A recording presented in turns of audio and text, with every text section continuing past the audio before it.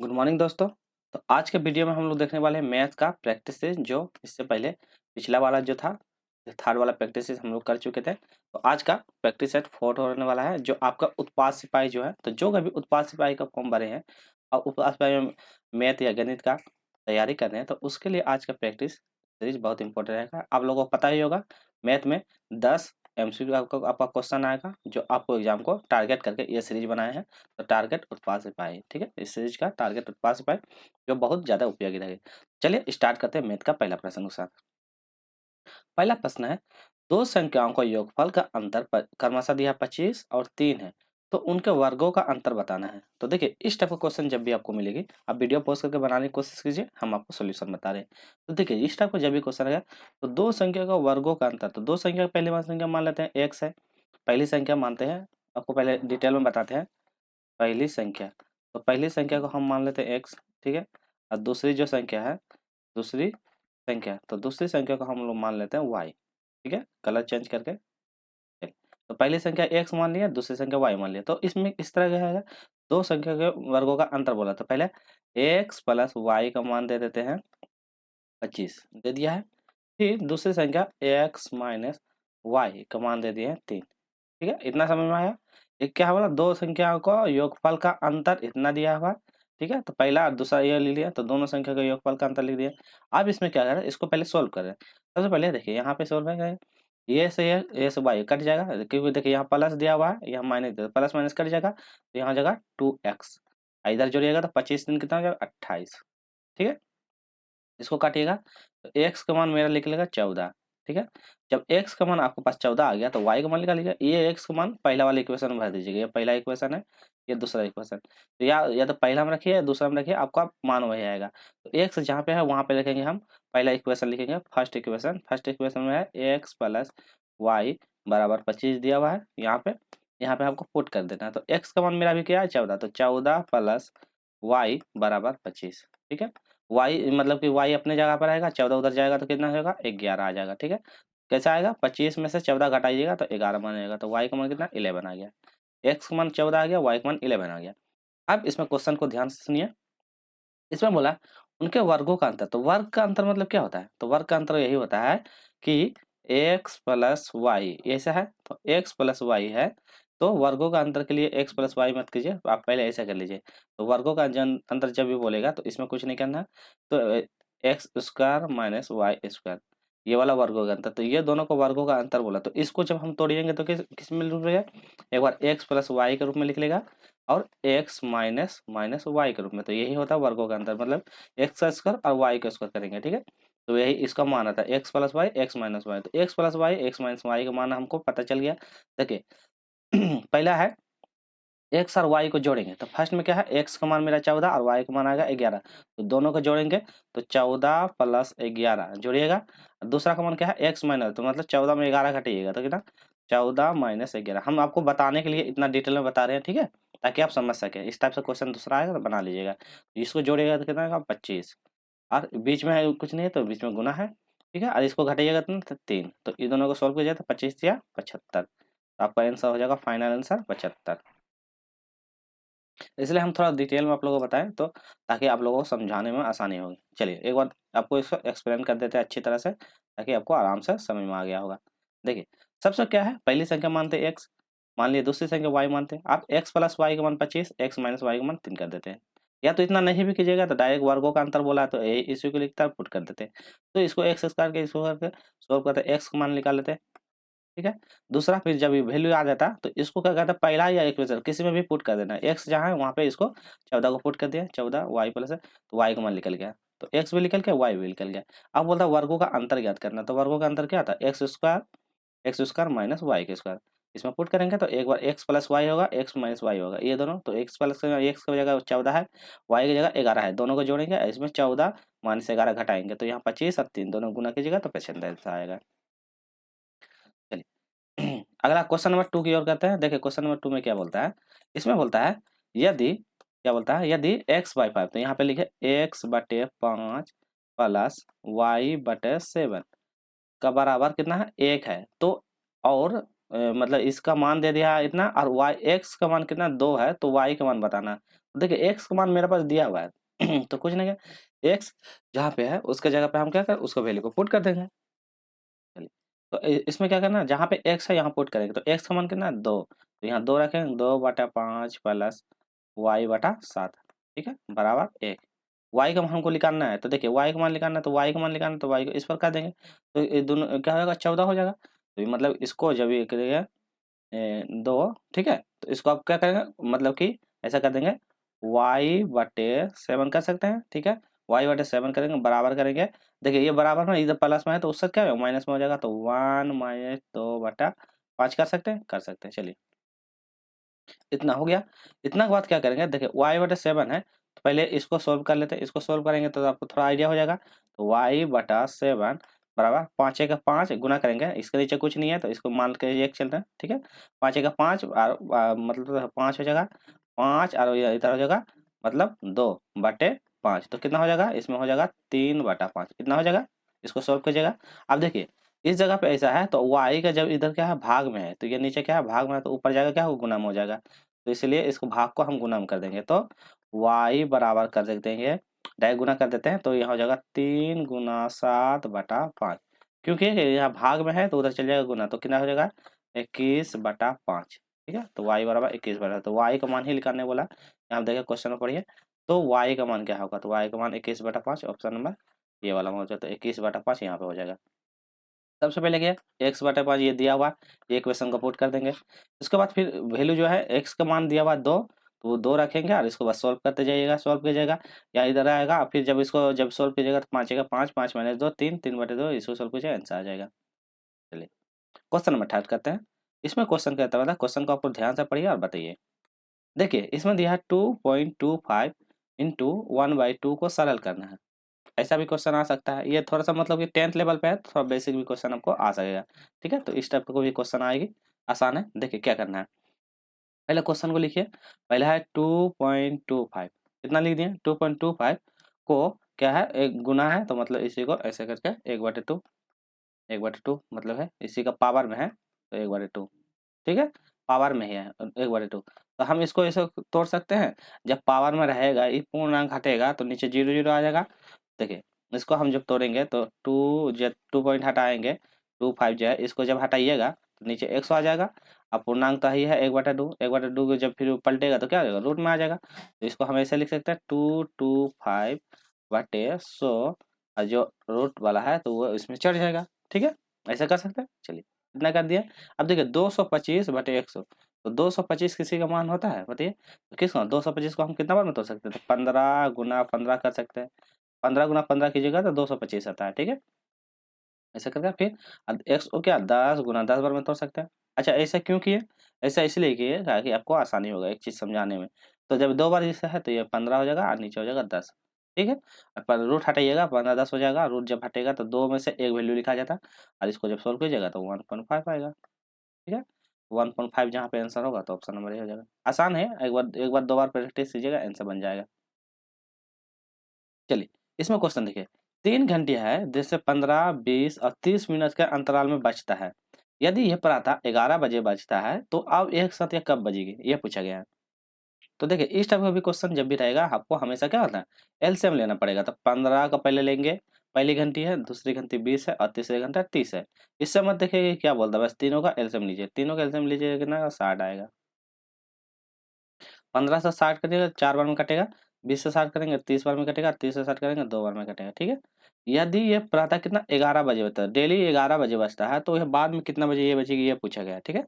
तो डेली प्रातः इतना बजे बजता है, तो ये अब टोटल देखिए 4 3 7 7 2 कितना हो जाएगा 9, तो टोटल हो जाएगा 9। तो यहाँ पे हम क्या करेंगे इस स्टेप पर जब आएगा,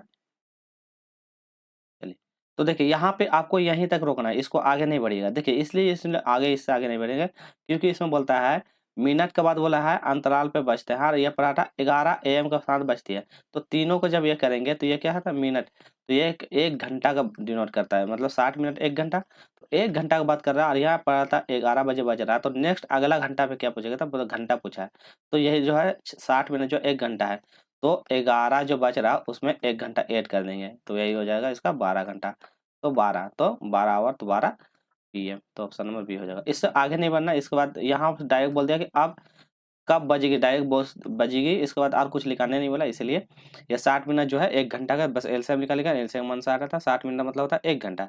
अंतराल अंतराल आपको पता चल गया, बस उसको एक एक ऐड कर देना है तो वही हो जाएगा।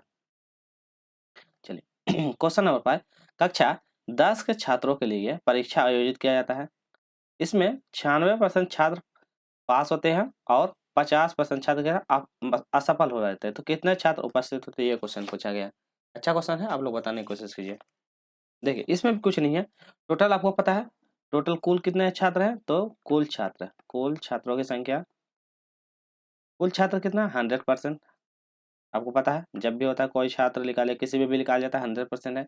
इसमें पास होने वाला कितना है 96। तो ऐसा कह दीजिए टोटल है 100 छात्र जिसमें से 96% पास होता है। तो 100% में 96% पास हो रहा है, तो मतलब कि पास हो रहा है, तो फेल कितना हो रहा है, 4% फेल हो रहा है। तो 4% फेल हो रहा है, तो यहाँ पे लिख दिए फेल। देखिए यहाँ पे पास हो रहा है 96% पास हो रहा है, तो जो बच जाएगा तो वो क्या है, फेल हो रहा है 4%। इतना रुक गया। इसमें बोला है असफल 50 असफल रहे, तो इसमें बोलता 50 असफल है, तो 4 का मान जो है असफल मतलब यही फेल हो रहा है ना, तो 4 फेल, फेल मतलब असफल, इसी का मान दे दिया है 50। समझ में आया। अब देखिए ये परसेंटेज मतलब ये है, तो जब ये उस पर चल जाएगा तो क्या हो जाएगा, मतलब एक का मान आ जाएगा 50/4, 50/4 इतना कर दिए। अब इसको यहाँ पे रोक देना, ठीक है। अब इसमें बोलता है कितने छात्र उपस्थित हुए थे, तो बोलता है टोटल कितने छात्र उपस्थित हुए, तो टोटल तो हमको पता है 100, तो इसी में से निकाल देंगे, 50/4 है, टोटल छात्र 100 है, इसको सोल्व कर दीजिए। इसको काटेगा कितना बार में कटेगा, ये 50 बार में कटेगा, और ये कटेगा 2 बार में। मतलब 50 की जगह कितना था 2500, मतलब कि 2500/2, तो 2500/2 की जगह तो कितना आ जाएगा 1250। और कुछ नहीं बोला, बस इतना ही बोला है। तो सही आंसर होगा 1250। देखिए क्वेश्चन को एक बार अच्छा समझाते हैं, ज़्यादा कुछ नहीं है, तब ध्यान से दिए। देखिए 10 कक्षा 10 है, क्लास 10 का है, लिए परीक्षा आयोजित किया गया जिसमें से 96% छात्र पास होता है। तो टोटल 100 होता है, 100 में 96 का पास हो जाता है, तो फेल कितना 4% फेल हो जा रहा है। अब बोलता है इसमें देखिए हम मेरा परसेंटेज में 4% लिख रहा है, और इसमें 50 असफल रहे, तो यहाँ पे असफल मार्क्स में दिया असफल, पर यहाँ परसेंटेज में तो मेरा 4 है, तो हम परसेंटेज को क्या असफल में कन्वर्ट करेंगे। तो ये 4 मतलब 4% का मान दिया हो 50, तो एक का मान 50/4 हमको निकालना है। तो कितने छात्र उपस्थित है, टोटल 100 था, तो 100 में हम निकाल देंगे, बस इसको सोल्व कीजिएगा तो आंसर आ जाएगा।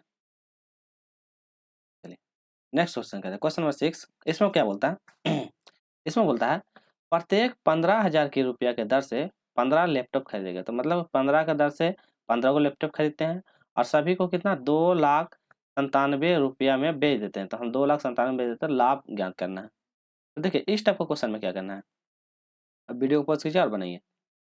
सबसे पहले टोटल है, खरीदे, खरीदे मतलब कॉस्ट, तो लिखिए खरीदना, खरीदा, खरीदा मतलब यहाँ पे लिख रहे हैं सीपी, सीपी मतलब आपको समझ में खरीदना। तो कितना 15 लैपटॉप खरीदता है, टोटल प्रत्येक 15 लैपटॉप खरीदे, तो 15 लैपटॉप की दर से खरीदा, तो 15,000 के दर से 1 2 3 15 की दर से 15 को लैपटॉप खरीदे, तो कितना होगा 15 गुना 15 कीजिएगा तो कितना हो जाएगा 2250 201 30 होगा ना। हाँ तो 30 इतना हो गया, ठीक है इतना आ गया। अब बोलता है सभी को कितना इतना रुपये की दर से बेच देता है, तो बेच देता है, तो इसमें बोलता है लाभ प्रतिशत है, तो कितना की दर से, तो यहाँ पे सेल करता है, तो यहाँ लिखा बेचे, बेचे मतलब एसपी, एसपी मतलब सेलिंग प्राइस, तो सेलिंग कर देता है कितना 2,00,000, कितना है 2,97,000 ना, 2,97,000 1 2, तो 30 इतना में बेच देता है। देखिए आप खरीदे इतने में 22,500, मतलब कि 22,500 नहीं 500 नहीं, मतलब कि इकाई दाई सैकड़ा हजार 10,000 लाख, तो 2,25,000 में खरीदे और 2,97,000 में बेच देता। आपको इसमें तो पता ही चल रहा है कि मेरा फायदा तो हो रहा है, इन दोनों के बीच में अंतर निकाल दीजिए। चलिए तो इन दोनों के बीच में अंतर निकालते हैं, तो आंसर यहाँ लिखेंगे 2,9,7,1,2,3, इतना में से छोटा वाला वैल्यू घटा देंगे, 2,5,1,2,3 बटा बटा किस पे लेंगे, खरीदने वाला, तो खरीदे हम कितने में, खरीदे में 2,2,5,1,2,3, ठीक है। 3 को जीरो यहाँ से हटाइएगा, यहाँ से पहले इसको घटाइएगा, तो घटाइएगा तो कितना आएगा 72,000, 7,2,1,2,3 72, आज नीचे आएगा 2,2,5,1,2,3, 3 0 हटा दीजिएगा, हटा दिए, और परसेंटेज लिखाने के लिए 100 से गुना कर दीजिएगा, बस अब इसको सोल्व कर दीजिएगा। आप सोल्व कीजिएगा इसको तो आंसर आएगा 32%। एक बार सोल्व करने की कोशिश कीजिएगा आराम से बैठ के, तो इसका आंसर आएगा 32%। ठीक है, तो आपको वीडियो समझ में आ रहा होगा, तो लाइक भी कीजिएगा, शेयर भी कीजिएगा और सब्सक्राइब भी कीजिएगा। ठीक है, चलिए पहले खरीदने वाला दिया हुआ, अब बेचते हैं। तो खरीदा इतना में 15 को लैपटॉप, 15 मतलब यहाँ पे दिया हुआ 15,000 का था सर, 15 को लैपटॉप खरीदा, तो गुना करेंगे इतना आएगा। और इतना में बेच देता था, हमको बीच का जो गैपिंग होता है वो लाभ हो जाता है। कितना भी निकालते हैं, फर्स्ट में हमेशा बताए हैं कि कॉस्ट प्राइस पे निकाला जाता है। चलिए क्वेश्चन नंबर 7, इसमें बोलता है 18,000 मतलब 1,870 के 3 भागों में इस प्रकार विभाजित करना है ताकि पहले भाग का आधा, दूसरे भाग का 1/3 और तीसरे भाग का 1/6 बराबर हो, तो तीनों का क्या मान होगा, ये पूछा गया है। ये भी अच्छा क्वेश्चन है। देखिए इस टाइप के क्वेश्चन में भी आपको ज़्यादा कुछ नहीं करना है, बस थोड़ा-सा दिमाग को बढ़िया से समझाना है। देखिए 18,000 मतलब कि 1,870 रुपए को इस प्रकार से पहले भाग का आधा, तो लिखेंगे पहले पहले भाग का आधा, तो पहला भाग तो फर्स्ट में लिखेंगे यहाँ पे, तो पहला भाग का आधा, यहाँ द्वितीय में लिखेंगे, तो दूसरा में क्या बोलता है, दूसरे भाग का 1/3, तो दूसरे भाग का 1/3, 1/3, ठीक है। और तीसरे भाग का होता है 1/6, तो फर्स्ट, सेकंड, थर्ड, तो तीसरा भाग का 1/6, ऐसा कर दिए, इतना हो जाता है। चलिए अब तीनों जो है तो तीनों को मान जोड़िए, तो अब तीनों को मान जोड़िए तो 6 3 9 9 2 11, तो 11 आता है, तो मतलब 1/11, तो ओवरऑल मेरा वैल्यू कितना आता है 11, टोटल मान जोड़ लेते हैं 11। अब बोलता है तीनों का भाग क्या होगा, तो टोटल मेरा 11 है, तीनों से भाग क्या होगा, तब एगो एगो करके पुट करते जाइए, आंसर आते हैं। तो देखिए पहला भाग निकालेंगे, पहला भाग, यहाँ पे लिखिए पहला भाग, तो पहला भाग का हम निकालने के लिए क्या करेंगे, पहले मेरा मान है 1870 रुपया, इसको लिखेंगे, उसमें से कितना है आधा भाग, इसमें क्या बोलता है आधा भाग बोलता है ना, तो आधा का जो पहला भाग है इसको, तो पहला भाग जो होता है आधा का 2/11, ठीक है। चलिए तो हो गया। देखिए 2/6 क्यों हुआ, देखिए पहला भाग का है, दूसरा आप नीचे वाला उसको डिनोट कीजिएगा अच्छा से, यहाँ पे हम बता दे रहे हैं। देखिए पहला भाग का 1/2 है, तो फर्स्ट भाग का यहाँ पे पहला भाग, दूसरा भाग का 3 और तीसरा भाग का 6, तो यही वैल्यू आप ध्यान रखें, 2 3 और 6, बस इसको पुट करते जाना है। तो इसको जब सोल्व कीजिएगा, जब टोटल इसको सोल्व कीजिएगा तो आएगा 340, ठीक है। दूसरा भाग निकालने के लिए क्या है 1870 है, 1870 को यहाँ पे लिखिएगा, गुना दूसरा भाग क्या है 3, 3/11, फिर इसको सोल्व कीजिएगा, 3/11 को जब सोल्व कीजिएगा तो कितना आएगा, 3/11 को सोल्व करेंगे तो 510 आएगा, ठीक है। और एक तीसरा भाग क्या है, तीसरा भाग है, एक मिनट, देखिए तीसरा भाग में क्या है, तीसरा भाग में उसे लगेंगे 1870 रुपया है, तीसरा भाग में क्या है 6/11, बस इसको सोल्व करना है, 6/11 को सोल्व कीजिएगा तो 1020 इतना आ गया।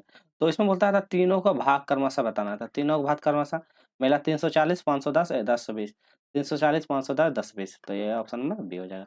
आसान है बस इसमें कुछ नहीं करना, तीनों भाग को कर देना, इसमें बोलता है तीनों भाग के बराबर होंगे, तो ये बोला है ना बराबर होंगे, तो तीनों भाग को बराबर होंगे, तो इसी को बस सोल्व करना है, 11 टोटल है और उसको मान पुट करके बनाते जाइएगा।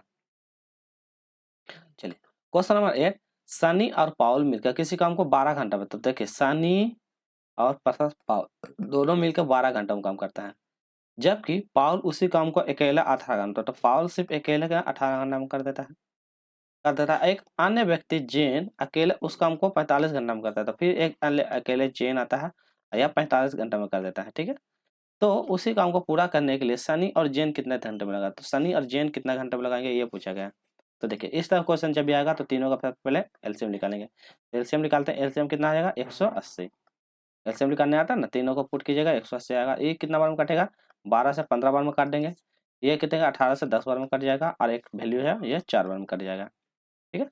चलिए आप देखिए यहाँ पे हो जाएगा इतना, अब इसको टोटल ओवरऑल हम करेंगे, तो इसमें क्या बोलता है देखिए सबसे क्वेश्चन पढ़िए, उसी को पूरा करने के लिए सनी और दन, तो जहाँ सनी और जेन है उसको वैल्यू लिखेंगे।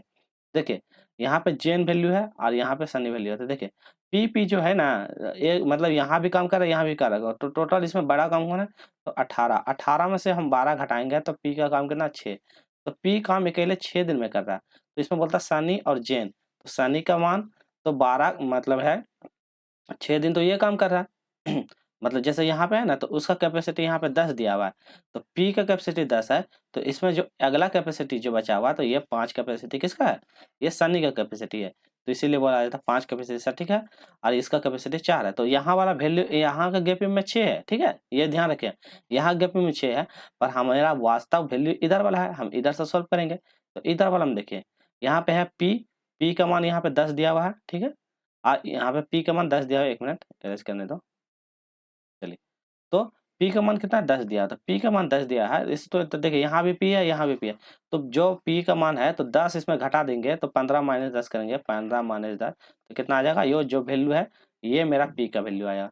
अब इसको जिसके बारे में बोला है तो इसमें सनी और जैन, तो सनी सनी प्लस जैन, तो सनी और प्लस जैन, तो सनी का कैपेसिटी कितना निकल गया मेरा 5 निकल गया, लिख लो ना, सनी को घटाएंगे तो ये वाला सनी हो जाएगा। तो सनी का 5 हो गया और जेन का कितना मेरा दिया है 4, तो जेन का दिया है 4, तो टोटल मिलकर कितना का 9 काम कर रहा है। हमको काम करवाना है टोटल 80 काम करवाना है, तो 180 काम में ये दोनों मिलकर करेगा, तो 9 दूनी 18, तो जहाँ 20 है आंसर वही हो जाएगा। समझ में आया? तो देखिए इस टाइप का क्वेश्चन में कुछ नहीं करना, बस वैल्यू करना है, जो जिसका वैल्यू उसको घटा देना है, बस उसको सॉल्व कर देना है। चलिए, वीडियो नहीं समझ में आएगा तो कमेंट कीजिएगा, कमेंट में हम बता देंगे फिर से। संजू एक काम को 16 दिन में करता है, वही अपनी मित्र जेनी के साथ काम करती है, तो यदि वह अपनी मित्र जेनी के काम करती है तो वो 12 दिन में खत्म। देखिए संजू है, संजू नाम का व्यक्ति 16 दिन में करता है, यदि जेनी उसके साथ काम करती है तो यह 12 दिन में काम खत्म हो जाता है। तो जेनी अकेले, तो जेनी अकेले के बाद बोला है, तो 16 और 12 का क्या करें, सबसे पहले एलसीएम निकालेंगे, कितना आएगा 48, 16 3 48, 12 12 24 36 बच्चों का 48, ठीक है। तो क्या बोलता है, जेनी अकेले वही काम समाप्त करने में कुल कितने दिन का समय लेगी, तो ये बोलता है कुल कितना दिन का समय लेगी। तो देखिए ये दोनों के बीच में अंतर, क्योंकि ये दोनों के बीच में अंतर क्यों, क्योंकि जेनी का काम करने में कितना दिन का अंतर ये बोल रहा है, ठीक है। चलिए चलिए, तो आप अंतर निकालिए, इन दोनों के बीच में कितना अंतर है, इन दोनों के बीच एक का अंतर है, तो इन दोनों के बीच का अंतर एक का अंतर है। टोटल काम है 48, 48 काम ये अकेले करेगी तो कितना 48 दिन में ये पूरा कर देगी, तो 48 दिन में पूरा कर देगी, तो 48 दिन कहीं पे है, ऑप्शन नंबर ए, तो ये 48 दिन में, बस दोनों के बीच का अंतर निकाल दीजिए और उसको सोल्व कर दीजिए, हो जाएगा।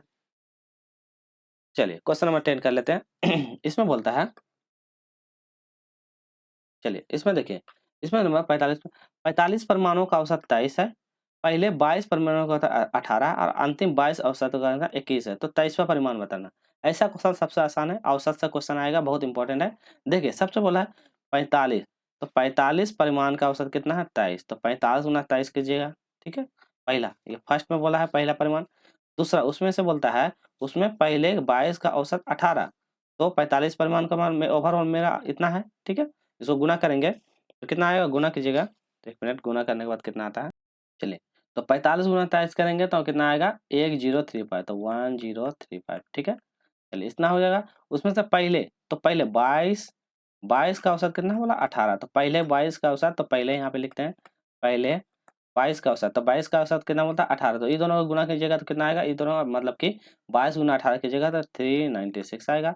उसके बाद अंतिम फिर बोला अंतिम 22, तो यहाँ पे लिखिए अंतिम, अंतिम 22, तो 22 गुना 21, अंतिम 22 गुना 21 का औसत कितना 22, और जब 21 को गुना कीजिएगा तो 462 आ जाएगा, ठीक है।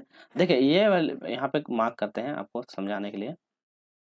देखिए ये वैल्यू जो है आपका एक्चुअल वैल्यू है, इस पे हमेशा याद रखिएगा, ये जो वैल्यू रहता है हमेशा एक्चुअल वैल्यू रहता है, और ये दोनों को जो पहला बोलता है और उसके बाद अंतिम जो बोलता है, ये दोनों को जोड़ना है, तो ये दोनों को जोड़िएगा तो कितना आएगा 6 2 8, इसको टोटल जोड़िएगा, टोटल जोड़ने के बाद जो होता है 8 5 8, 8 5 8, कितना हो गया। अब जो वैल्यू ये आता है बस उसमें से घटा देना, तो इतना कितना है 1035 में से इसको घटा देंगे तो आंसर आ जाएगा। तो टोटल कितना है 1035 मेरा पास है, और इसमें से कितना मतलब 858 को घटा दीजिए, जो घटेगा वही वाला आंसर आ जाएगा। तो इसको जब घटाइएगा तो कितना 177, 177 आएगा, ठीक है। घटाने के बाद 177 आएगा, तो यही आंसर हो जाएगा आपका, ऑप्शन नंबर सी।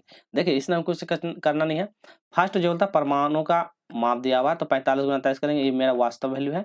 पहला बोलता है इसको गुना कीजिएगा आएगा, फिर दूसरा को बोले गुना कीजिएगा कितना आएगा, ये दोनों को जोड़िएगा, जोड़ने के बाद जो भी आएगा यहाँ 1035 आया, 1035 में इसको घटा दीजिएगा, आंसर आ जाएगा, ठीक है। चलिए क्वेश्चन नंबर 11 करते हैं, दो क्वेश्चन एक्स्ट्रा कर देते हैं।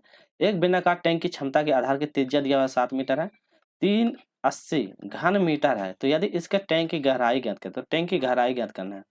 तो देखिए ये आपका मतलब क्या मेंसुरेशन से क्वेश्चन है, एग्जाम में बनेगा, बहुत इंपॉर्टेंट टॉपिक है। तो देखिए पहले आप बेलनाकार टैंक जन पढ़े हैं, तो बेलन का जो आयतन होता है आयतन का फॉर्मूला आपको याद रहना चाहिए। देखिए तो बेलन, बेलनाकार है, बेलनाकार का जो भी है उसका टैंक का आयतन, आयतन का फॉर्मूला होता है आयतन, बेलनाकार टैंक का आयतन का फॉर्मूला होता है पाई आर स्क्वायर एच, तो पाई होता है आर स्क्वायर एच। ये सब फॉर्मूला याद रखिएगा तभी क्वेश्चन बनेगा, ठीक है। तो याद रखना है, नहीं रहेगा तो फिर नहीं बनेगा, ठीक। चलिए, तो इसका आयतन दिया, त्रिज्या देखिए इसमें दिया हुआ, त्रिज्या मतलब होता है आर, त्रिज्या मेरा दे दिया है आर, आर मतलब कितना 7 मीटर है। और यहाँ पे घन मीटर आयतन, आयतन इसका दिया है, यहाँ पे आयतन भी दिया हुआ है, आयतन आयतन मान दिया 3080 इतना दिया हुआ है। आप इसको एकदम मतलब गहराई ज्ञात करना है, तो गहराई ज्ञात करने के लिए क्या करना है, फॉर्मूला पुट करिए। फॉर्मूला क्या है, पाई आर स्क्वायर एच, तो पाई आर स्क्वायर एच ये फॉर्मूला हुआ। इसका मान दिया आयतन, आयतन मान कितना है 3080 ये दिया हुआ है, उसी के बराबर रख देंगे। चलिए, अब देखिए पाई, पाई का मान तो हमको नहीं पता, पाई का मान होता है 22/7, तो 22/7 लिख देंगे। आर का स्क्वायर मतलब क्या होता है, आर मतलब मेरे दिया क्या 7 मीटर, तो यहाँ लिखेंगे 7 मीटर। तो 7 2 बार है तो 7 × 7 करेंगे। एच का मान नहीं पता तो एच यहाँ करेंगे बटा 3080, एच हमको निकालना ही है, नहीं हमें बोला है ना, तो उसकी गहराई मतलब हाइट जो है उसको निकालना है। तो अब देखिए इसको सॉल्व कीजिए, 7 से 7 कटेगा, कलर चेंज करके करते हैं, तो 7 से 7 काटेंगे, ठीक है। अब 22 से ये कितना बार में काटेगा, उसको काटने की कोशिश कीजिए, तो नहीं काट रहा था छोड़िए, 7h बराबर क्या करेंगे 3080 बटे 22, इसको डिवाइड कीजिएगा, ओवरऑल जितना कटेगा तो 140/7, इसको सॉल्व कीजिएगा तो आएगा आंसर 20 मीटर, ठीक है। अब इसको सॉल्व कीजिएगा आंसर आ जाएगा, तो इसका सही आंसर हो जाएगा 20 मीटर। कहाँ पे है 20 मीटर, ऑप्शन नंबर डी पे है, ठीक। चलिए आज का अंतिम प्रश्न कर लेते हैं। इसमें बोला है क्वेश्चन नंबर 12, माना आयत की लंबाई और चौड़ाई का अनुपात 3:1 है, यदि इसका परिमाप 96 है तो आयत की लंबाई कितनी होगी। देखिए 10 क्वेश्चन ही एग्जाम में पूछेगा, तो ये 2 क्वेश्चन है एक्स्ट्रा भी करते रहिएगा, कहा कि इंपॉर्टेंट है, एग्जाम में बनेगा, ऐसे ही क्वेश्चन आपको एग्जाम में मिलेगा। तो लंबाई चौड़ाई दिया हुआ है, तो इसका परिमाप 96 है, तो आयत की लंबाई ज्ञात करें।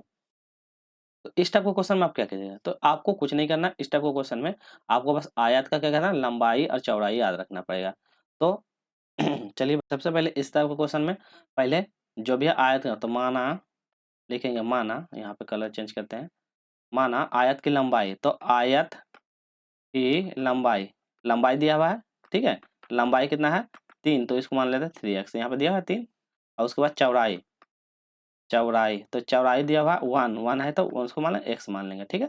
तो मान लेते हैं आयत की लंबाई और चौड़ाई मेरा मिल गया, तो उसको बोलता है इसका परिमाप, तो आयत का परिमाप को फॉर्मूला याद रखिएगा, आयत की परिमाप, आयत का परिमाप का फॉर्मूला क्या होता है, 2 इसको बोलता है एल प्लस बी, तो 2l प्लस बी, यही फॉर्मूला था। एल मतलब लंबाई, बी मतलब चौड़ाई, ठीक है, एल और बी लंबाई प्लस चौड़ाई, तो इस तरह होगा। अब इसको पुट कर देना, कुछ नहीं करना। तो आयत का ओवरऑल में देखिए आयत का परिमाप दिया हुआ, आयत का परिमाप कितना 96 मीटर है, तो आयत का परिमाप यहाँ लिखे, आयत का परिमाप, तो आयत का परिमाप 96 बराबर, तो हमको पता है ना लंबाई कितना दिया है, देखिए ऊपर पढ़िए, लंबाई दिया 3x और चौड़ाई दिया x, तो इसको 3x और x करेंगे, तो 3x प्लस x हो गया। अब 96 लिखेंगे, इसको देखिए गुना कीजिएगा, 3 में कितना है 6x प्लस 2x हो जाएगा। चलिए तो 96 बराबर हो जाएगा कितना 8x। अब x को हटाना है तो यही लिखेंगे, x बराबर क्या हो जाएगा 96/8। अब इसको काटिए, कितना बार में कटेगा, चलिए तो कितना बार में, 8 का 8 8 दूनी 16, तो आंसर आएगा 12। कहाँ पे आंसर है, चलिए 12 है। अच्छा और क्या बोलता है, तो आयत की लंबाई, इसमें पूछा आयत की लंबाई, तो लंबाई का मान कितना है, मेरा लंबाई 3x है ना, ये लंबाई है, तो इसमें लंबाई पूछा है ना, लंबाई देखिए, तो बोला आयत की लंबाई ज्ञात कहते हैं, तो लंबाई जहाँ पे है, लंबाई का है 3x, तो उसको गुना कर देंगे, x का मान कितना है 12, तो आयत की लंबाई बराबर यहाँ पे लंबाई पूछा है, तो लंबाई का मान क्या है, लंबाई का मान है 3x, तो 3 × 12 क्या हो जाएगा 36, ठीक है, तो ये हो जाएगा 36। तो यहाँ पे लंबाई पूछा है, और इसमें बोलता है चौड़ाई, तो चौड़ाई का मान क्या था x था, चौड़ाई का मान x, तो डायरेक्ट आंसर हो जाता 12। समझ में आया। पहले देखते हैं, माना आयत की लंबाई 3x, चौड़ाई x मान लेते हैं। आयत का फॉर्मूला, ये फॉर्मूला होता है, तो फॉर्मूला आपको याद रखना पड़ेगा, 2l प्लस बी, तो इसको डायरेक्ट ऐसे भी लिखते हैं, 2 लंबाई प्लस चौड़ाई, ऐसे भी लिख सकते हैं, ठीक है, लंबाई प्लस चौड़ाई फॉर्मूला होता है, इसको प्रूव करना। आयत परिमाप दिया हुआ यहाँ पे, उसके बाद फॉर्मूला में पुट करेंगे, इसको सॉल्व कीजिएगा, x का मान निकल जाएगा, इसमें बोला आयत की लंबाई, लंबाई का मान है 3x, 3 गुणा कीजिएगा, सॉल्व आ जाएगा आंसर, ठीक है। चलिए वीडियो आज इतना ही रखेंगे, वीडियो अच्छी लगेगी तो लाइक कीजिएगा, ज़्यादा से ज़्यादा शेयर कीजिएगा, जो नए हैं चैनल पे सब्सक्राइब जरूर कीजिएगा, ताकि हम एग्जाम से संबंधित जितने भी होता है, मैथ जीके साइंस क्वेश्चन जितने भी होते हैं, सारा चैनल इस चैनल पे आपको प्रोवाइड किया जाए। फिर मिलते हैं नेक्स्ट वीडियो में, टेक केयर, बाय बाय।